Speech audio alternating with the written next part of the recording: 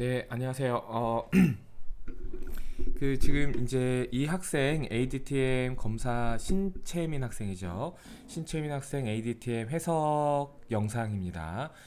지금 위에서부터 보시면은 영역별 점수, 단원별 점수, 계산 역량 점수, 난이도별 점수가 이렇게 나와 있고요. 일단 이 친구에 대한 해석을 어디서부터 먼저 시작하는 게 가장 좋냐면 일단 컨디션 집중도 먼저 살펴보겠습니다. 집중도는 주황색 그래프고 컨디션은 보라색 그래프잖아요. 그래서 요 두 가지 점수를 대략적으로 이제 평균을 낸 게 이 친구의 현재 시험을 보면서 컨디션이 어떻게 변하고 있는지, 집중도가 어떻게 변하고 있는지, 또는 기분이 어떻게 변하고 있는지를 나타내 줍니다. 보통 아이들 같은 경우에는 집중도나 컨디션이라든지 아니면은 기분 이런 것들이 거의 비슷비슷한 느낌으로 좀 측정이 가능할 거예요. 여기에 이제 섹션 여섯 번째 문제 해결 능력, 그러니까 창의 사고력이죠. 창의 사고력 같은 경우에는 집중도 같은 경우에는 3점을 응답을 했고 컨디션 같은 경우에는 1점을 응답을 했는데 실제로는 여기 중간 정도라고 보셔도 괜찮을 겁니다. 그래서 이거를 두 개를 묶어서 현재 아이가 이 시험을 보면서 어떤 마음가짐으로 봤는지를 살짝 엿볼 수 있는 부분이라고 보시면 돼요. 자, 보시면 계산 능력 같은 경우에는 이제 3.5, 그래서 지금 보이시는 것처럼 이 정도가 나와 있죠. 그리고 개념 이해 능력, 개념 적용, 그 다음에 창의 사고력, 문제 해결 능력 이렇게 구성이 돼서 보시는 것처럼 높았다 떨어졌다 다시 높았다 살짝 떨어졌다가 다시 올라갔다 이런 모습을 보이고 있습니다. 따라서 이 친구 같은 경우에는 개념 이해 능력 부분에서 아이의 집중도나 컨디션이 많이 떨어졌다라고 이제 보여주고요. 아이가 그렇게 응답을 했죠. 그리고 창의 사고력에서도 뭔가 좀 많이 상대적으로 좀 떨어져 있는 걸 확인할 수가 있습니다. 현재 이 친구가 이 부분에 대해서 이렇게 자기보고 방식으로 응답을 했지만 실제로 영역별 점수에서 계산 능력과 개념 이해 능력, 개념 적용 능력, 창의 사고력, 문제 해결 능력에서 아이가 녹색 그래프로 응답한 게 학생의 예상 점수거든요. 근데 이 친구가 예상한 점수를 보면은 여기에서는 글씨가 좀 잘 안 보이지만 뭐 80점 정도라고 좀 보여지죠. 그리고 개념 이해 능력에서는 현재 아이가 이거를 0점으로 응답을 했거나 아니면 그냥 아예 응답을 하지 않았거나일 거예요. 그래서 기록이 없는 상태죠. 그래서 집중도와 컨디션이 여기에서 둘 다 00이라고 되어 있는데 이게 응답을 안 해서 누락된 자료인지 아이고 죄송합니다. 누락된 자료인지 아니면 실제로 아이가 0이라고 응답을 했는지는 다시 한번 원장님께서 확인을 한번 해보셔야 돼요. 만약에 응답을 안 한 거라고 한다면 이 부분에 대한 해석은 좀 빠뜨려야겠죠. 그런데 저는 지금 이제 이 친구가 응답을 했는데 0점이라고 응답했을 것을 아유 제가 냉방병이 걸렸는지 아무튼 계속 가보도록 할게요. 0점이라고 응답을 했는지 아니면 그냥 응답을 안 했는지 이렇게 지금 판단을 좀 해봐야 될 것 같습니다. 그래서 현재 아이의 개념 이해 능력을 만약에 응답을 했는데 0점이라고 했다면 이 친구는 이 문제들을 풀면서 기분이 나쁜 거예요. 근데 실제로 점수를 보면 그렇진 않거든요. 계산 능력 같은 경우에는 여기 밑에 보시는 것처럼 계산 정확도는 93%, 계산 속도는 이제 96으로 계산 실력은 굉장히 좋은 편이에요. 약간 아쉬운 것은 이 친구는 좋지만 여기에서 조금만 더 좋았으면 하는 것은 계산 정확도, 그러니까 실수가 한두 문제, 한 두 문제 정도 있었던 것 같은데 요것마저 조금 잡아줬으면 어떨까 하는 그런 마음은 있지만 이미 지금으로 봐도 크게 문제는 없습니다. 계산 정확도 같은 경우에는 뭐 95%보다 넘어가고 속도도 요 정도면은 아무런 문제가 없다고 보셔도 괜찮을 거예요. 그래서 뭐 그렇긴 하지만 약간 아쉬운 것은 계산 정확도를 조금 더 끌어올려서 계산 실수가 한 문제도 없는 정도까지 최상위권으로 쭉 끌어올리면 더 좋겠다라는 생각이 드는데 어쨌든 다시 돌아가서 이 계산 능력 점수가 요 정도라고 보면 뭐 그게 이제 93점이고 아이가 응답하기로는 뭐 80점 좀 넘게 본 거잖아요. 여기 예상점 80점이라고 뒀죠. 그런데 표준 점수가 이 친구의 이제 계산 개념 이해 능력 점수 같은 경우에는 89점입니다. 근데 아이가 현재 0점으로 응답했거나 아니면 응답을 아예 안 했을 거예요. 근데 분위기 봐서는 그냥 응답을 빠뜨리고 넘어간 것 같아요.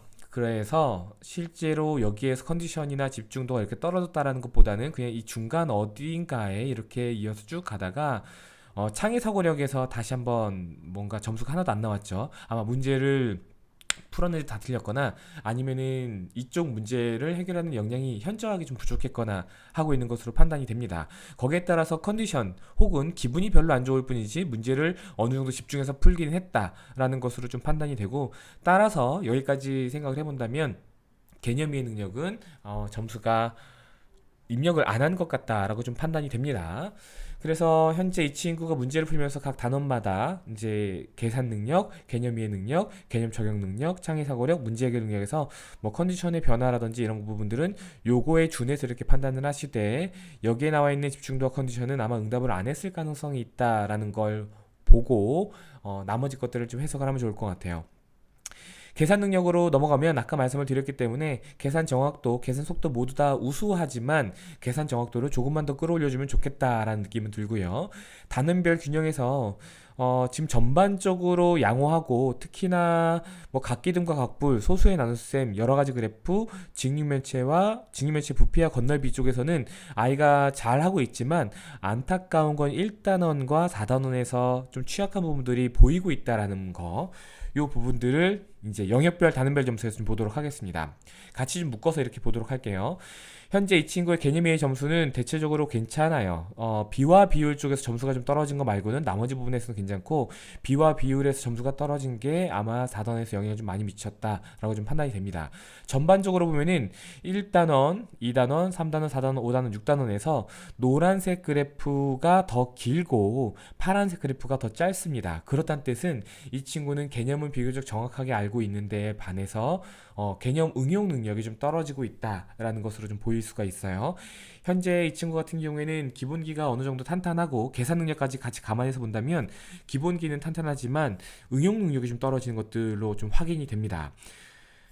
이런 친구들 같은 경우에는 이제 문제를 해결을 할 때 자기가 아는 것들은 이제 바로바로 풀 수가 있지만 문제가 조금 어려워지면 이제 못 풀게 될 거예요. 그게 이제 응용 능력이랑 또 연결이 될 거고요. 또 이어서 창의 사고력이라든지 문제 해결 능력이랑 또 연결이 되겠죠. 그래서 이 친구는 수학을 아주 잘할 수 있는 기본기가 사실 조금 부족해 보이는 측면이 있기는 하지만, 이런 부분들은 얼마든지 아이들이 공부를 계속해 나가면서 보완할 수 있는 부분으로 좀 판단이 됩니다. 특히나 지금 1단원, 2단원, 4단원에서 지금 점수가 개념 응용 이쪽이 좀 점수가 빠지고 있는데, 이런 부분들에 대해서 아이가 틀린 문제들을 왜 틀렸는지를 한번 풀이 과정을 통해서 살펴보시면은 이 친구가 어느 것들을 조금 놓치고 있는지를 좀 더 구체적으로 확인이 가능해 보인다라는 생각이 좀 들고요. 마지막으로 영역별, 난이도별 점수를 보면 계산 능력에 대해서는 난이도가 높아질수록 정답률이 높게 나오고, 오히려 1 난이도의 문제가 정답률이 가장 떨어지긴 합니다. 이걸 봤을 때는 이 친구가 문제가 좀 만만해 보이는 문제에서, 계산 문제에서 여기 정확도에서 93% 됐었잖아요. 그래서 여기서 실수가 좀 나왔다 보면은 여기서 두 문제, 아마 여기서 3문제 정도 꼴로 실수하지 않았을까 좀 생각이 드는데, 아무튼 그런 쪽으로 좀 생각이 좀 들고요. 그래서 아이가 좀 쉬운 문제에 대해서 좀 더 꼼꼼하게 풀 수 게끔 지도를 해준다면 계산 정확도도 더불어서 좋아질 걸로 판단이 됩니다. 개념 이해 능력 같은 경우에는 뭐 난이도가 높아지면서 떨어지는 건 뭐 자연스러운 일이고, 개념 적용이 난이도가 떨어지면서 점점 어려워지고 있죠. 아까 제가 위에서 말씀드린 내용이랑 비슷합니다. 난이도가 6 또는 7로 됐을 때 계산 정확도가 이제 정확도라기보다는 계산 정답률 자체가 떨어지고 있는데, 이런 부분들은 좀 자연스러운 현상입니다. 아이가 좀 더 어려운 문제들을 만났을 때 생각이 멈추어 버리는 아주 전형적인 아이라고 볼 수가 있죠. 이런 아이들을 지도할 때 포커스는 이 아이가 문제를 읽고 문제에서 주어진 힌트들을, 조건들을 다 찾아낼 수 있는지, 거기에서 어떤 방식으로 문제에 접근해서 문제를 해결해야 되는지, 그리고 이 친구가 딱 어려운 문제 만났을 때 그냥 얼어버리는데, 이런 부분들을 차분히 하나하나 생각을 이어나가게 하기 위해서는 어떻게 하면 되는지를 좀 아이들과 함께 이야기를 나눠보면 좋을 것 같아요. 그래서 뭐 과제 탐구 혹은 개념 오답 탐구, 과제 탐구나 오답 탐구, 요 정도 문제들을 바탕으로 해서 좀 더 아이가 틀린 문제들을 깊이 있게 공부해 볼 수 있는 이 문제가 출제자의 의도가 무엇인지, 그리고 어떤 내용들을 알면 이 문제를 풀어내는데 도움이 되는지, 이 문제를 정확하게 풀어내기 위해서는 어떤 풀이 절차가 필요한지, 이 문제에서 우리가 조심해야 되는 부분들, 실수할 수 있는 부분들은 무엇인지, 이런 부분들을 하나씩 찾아보게 하면 좋을 거예요. 더불어서 이 문제가 어떤 단원에서 나온 문제인지도 같이 한번 보면 좋겠죠. 이런 부분들은 에스코아시나 백그라운드 날리지 쪽에 같이 묶어서 아이가 기록을 하게끔 하면 좋을 것 같습니다.